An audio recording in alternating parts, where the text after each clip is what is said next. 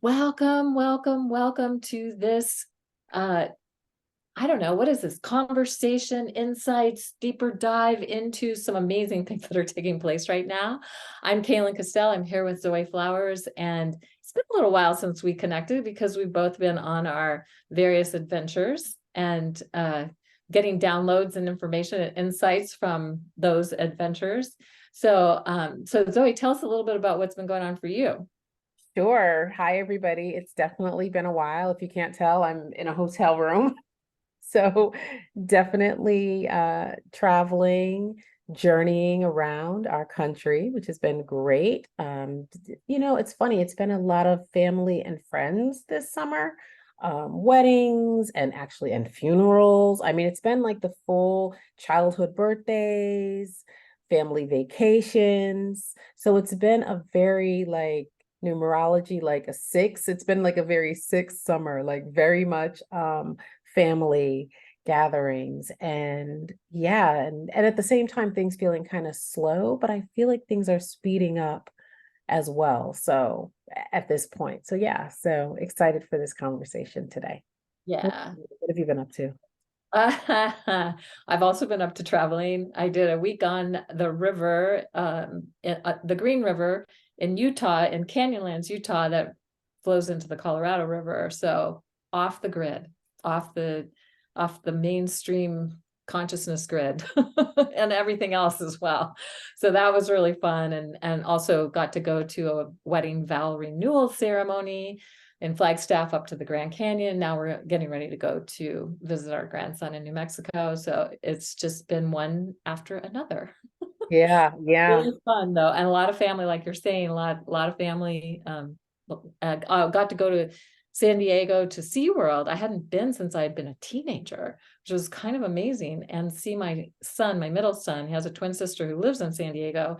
He was doing a pirate show there from the middle of July, or no, from the middle of June to the middle of August. It was just a seasonal show.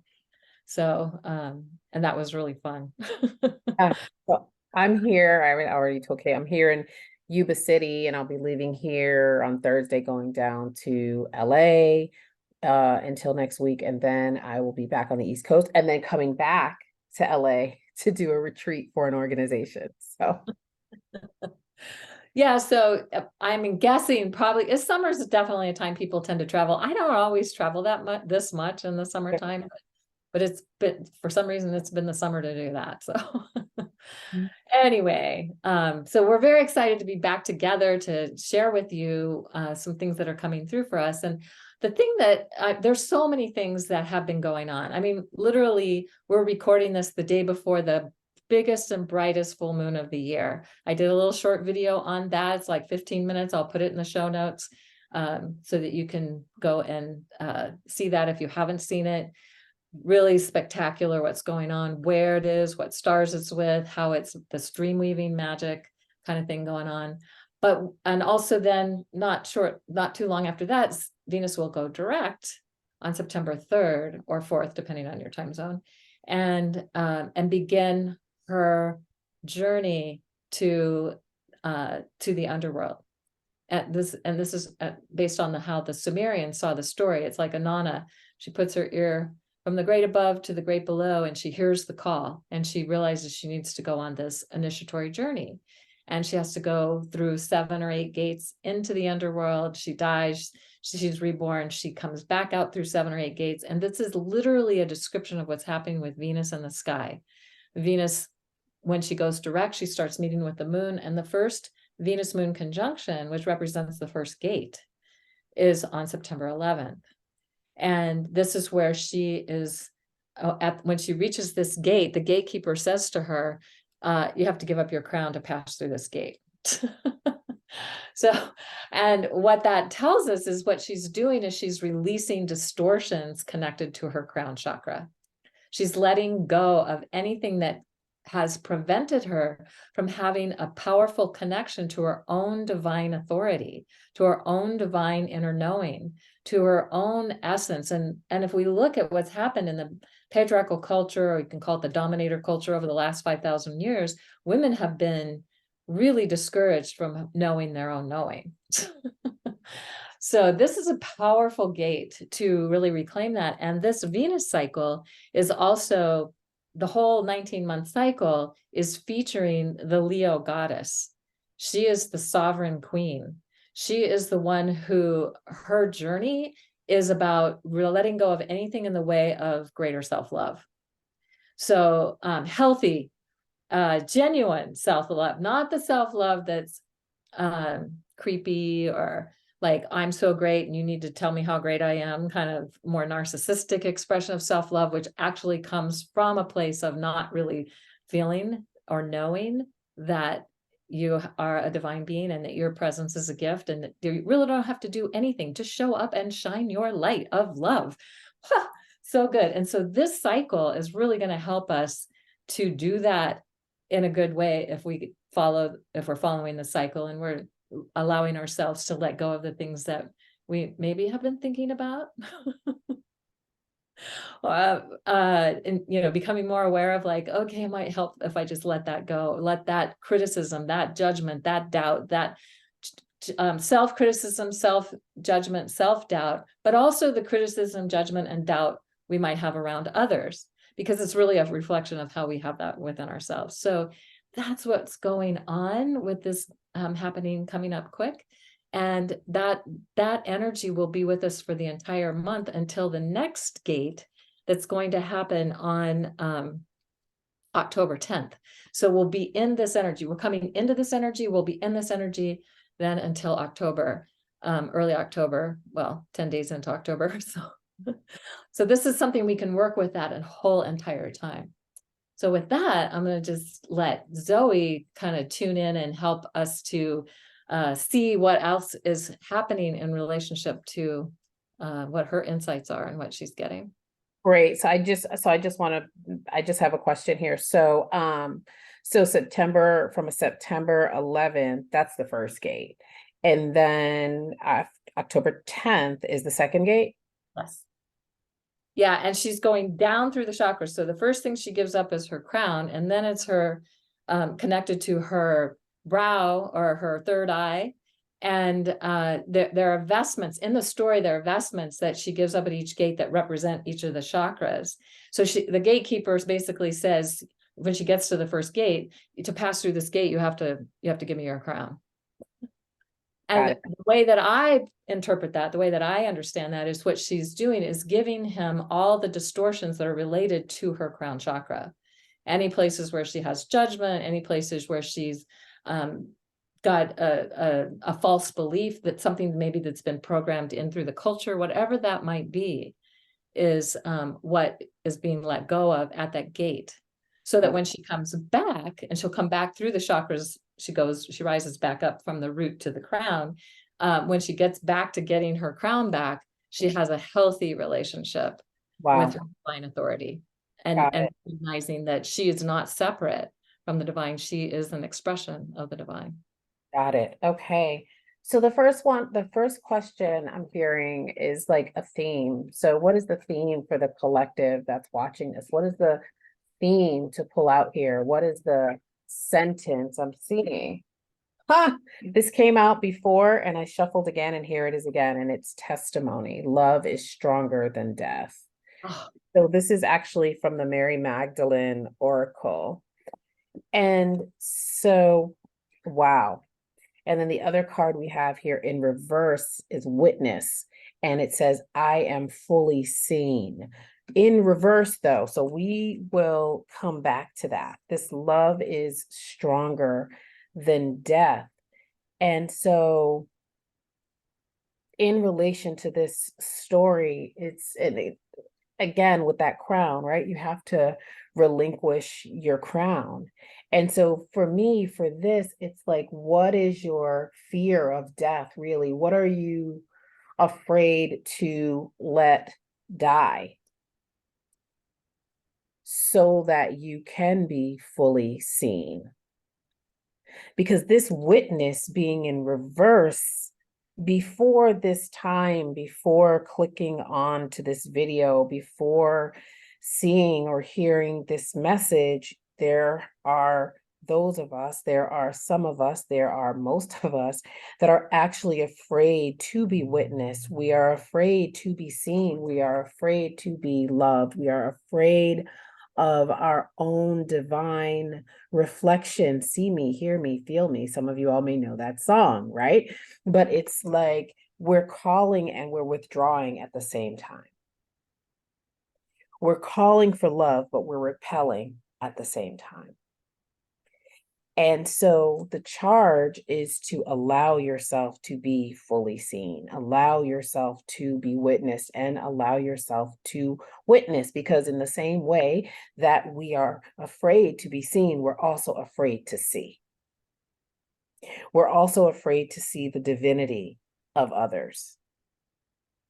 And so, yes, we must relinquish our crown. We must put it down, and we must know that whatever dies, our love is stronger than that. Whatever criticisms, as you said, whatever fears, the things, and it's almost like get grounded. It's like taking your shoes off and feeling the dirt, feeling the ground underneath you, and just know that nothing that you let down during this time will leave a vacuum. It's like whatever you leave down will be filled up with love. Some of us are afraid to release because we're afraid of that void, quote unquote, that is currently being filled with sadness and criticism and critique. So take that out, let the love come in. Interesting. This is interesting. As you're saying that, I'm thinking of the John Lennon song, All You Need Is Love. Love is and so when it's healthy expressions of love, when there's no like icky energy, like, oh, well, if I love you, then you need to love me back, or it's just a place of pure love. Yeah. So perfect. And that's really what the Leo mysteries are all about. It's like, how do we just shine with our pure love? And that we don't have to prove ourselves, we don't have to, but to allow our light to shine, that love light to shine from within us. Beautiful. That's just so perfect. Mm-hmm. And then it's just like good things. It's Three of Swords in reverse. So here's the forgiveness. Here's the swords literally falling out of our heart. Love that. More intuition, even more than sort of the herb that's associated with this. I just love this visual. I love this overflowing cup, especially with the watery Pisces full moon tomorrow. I know we're not talking about that, but we are also, right? We have the sun and the moon right here. And I just love this overflow. I love this overflow. And I think that's the word I'm hearing is like overflow. And then we have the Justice card.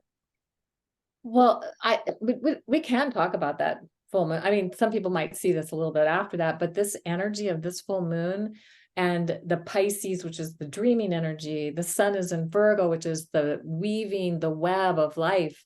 And how are we dream weaving a new web? How are we dream weaving a new earth? And that's going to be at play for a long time, but whatever we're tuning into now. So I love that's coming in, and that looks just so perfect. Doesn't it? It's perfect. Oh my gosh, so perfect. So gorgeous. It's so gorgeous. And then we have the Justice card showing up just in time for Libra season. Like, so by Libra season, right? Is this the feeling? Are we tapped into our intuition? Are we feeling that overflow by Libra season? Hopefully. Yeah. We can set our intention for that, perhaps. Yeah. And start to work on that, allowing ourselves to be seen, allowing good things to overflow. I just love this card. Beautiful. Oh, I love it too. So beautiful. Love that. It looks like, is that an 8-pointed star at the top in the center there?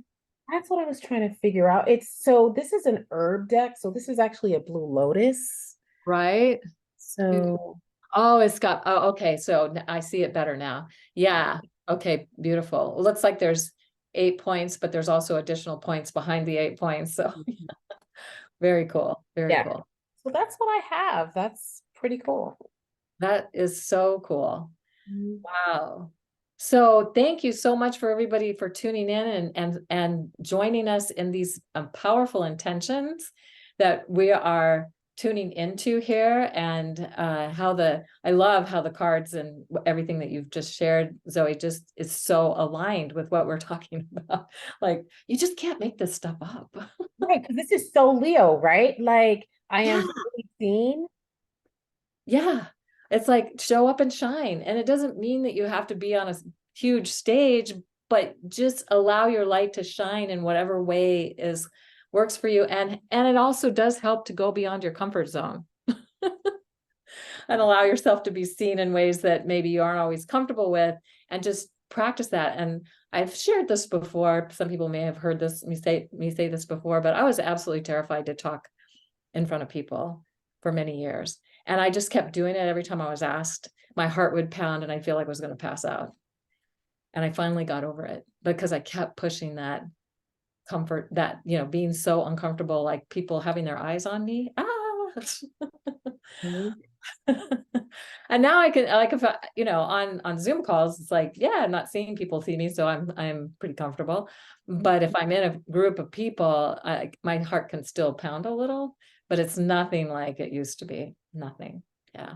So it's giving ourselves permission to just really show up and be seen, because we're here. Our presence to this reality is a gift. Right. Our presence of who we are and how we're showing up, especially when we're showing up in the place of love, that is the gift, and that is changing everything on this planet. And we need to just show up and shine with that love.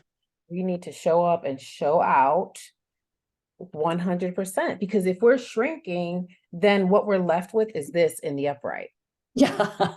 right? If we're shrinking ourselves, Ow. all we're making room for is the critique and this and that. But it's like if we shine, it's like then those swords can like fall out. Oh, that's so perfect. Love, love, love that. All Yes. right. Great. So until we meet again, Until we meet again. hoping that you all are finding ways to show up and shine. Absolutely. Thank you. See you next time. Bye, everyone.